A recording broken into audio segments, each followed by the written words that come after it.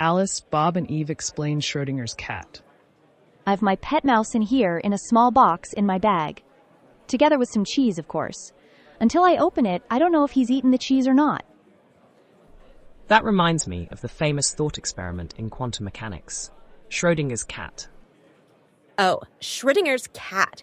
It's one of the most famous illustrations of quantum superposition. I've heard of that, but how does it relate specifically to quantum computing? Well, Schrödinger proposed this thought experiment to illustrate how quantum superposition seems absurd when applied to everyday objects. He imagined a cat in a sealed box with a radioactive atom and a poison mechanism. In his scenario, if the radioactive atom decays, it triggers the release of poison, killing the cat. But since the decay is a quantum event with a 50% chance of happening, quantum mechanics suggests that until you look, the atom is in a superposition of decayed and not decayed. So the cat would be both alive and dead until someone checks? That's the paradox. It illustrates the strange implications of quantum mechanics for macroscopic objects. Of course, real cats aren't in superposition. Decoherence prevents quantum effects at that scale. In quantum computing, we actually use this superposition property. Instead of a classical bit that's either 0 or 1, a qubit can exist in a superposition of both states simultaneously, like this coin being heads and tails at the same time. And how does that help with computing? It allows quantum computers to process multiple possibilities at once.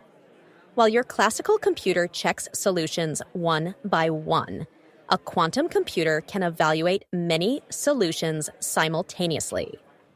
And when we measure a qubit, it collapses to either 0 or 1, just like Schrödinger's cat becomes definitely alive or dead when you open the box.